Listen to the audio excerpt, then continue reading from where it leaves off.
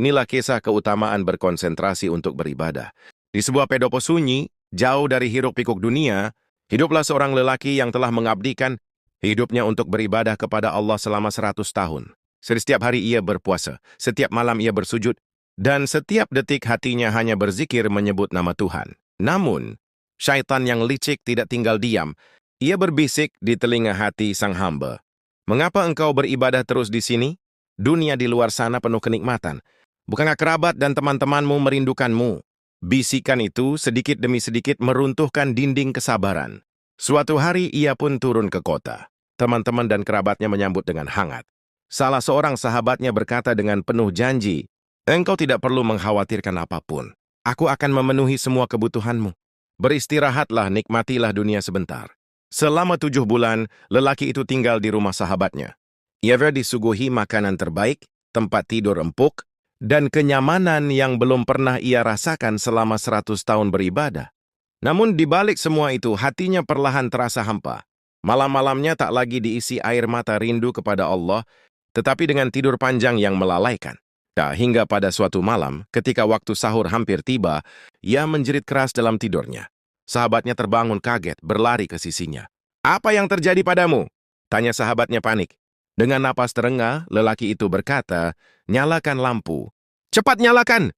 Begitu lampu dinyalakan, matanya penuh air mata.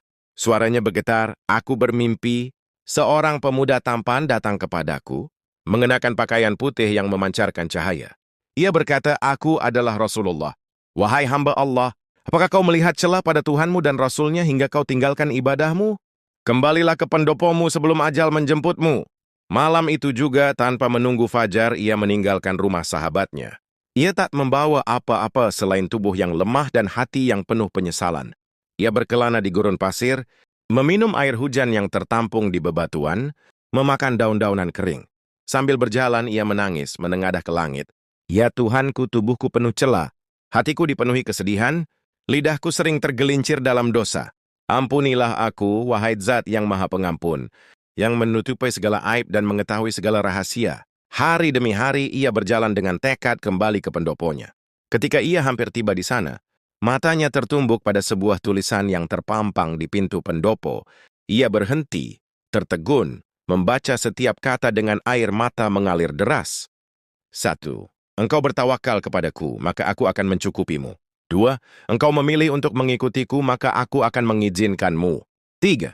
Engkau menerimaku, maka aku pun menerima dirimu. 4. Engkau berusaha meninggalkan dosa, maka aku ampuni dirimu dan menyayangimu. 5. Engkau meminta kepadaku, maka aku akan penuhi permintaanmu. Tubuhnya bergetar. Ia bersujud di tanah, menangis seperti bayi yang menemukan ibunya.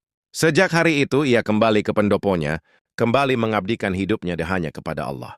Namun kali ini berbeda. Ia tidak hanya beribadah dengan tubuh, tapi juga dengan hati yang benar-benar memahami makna penyerahan diri. Ia tahu Allah tidak pernah meninggalkannya. Justru dialah yang sempat meninggalkan Allah, dan rahmat Allah selalu lebih luas dari segala dosa.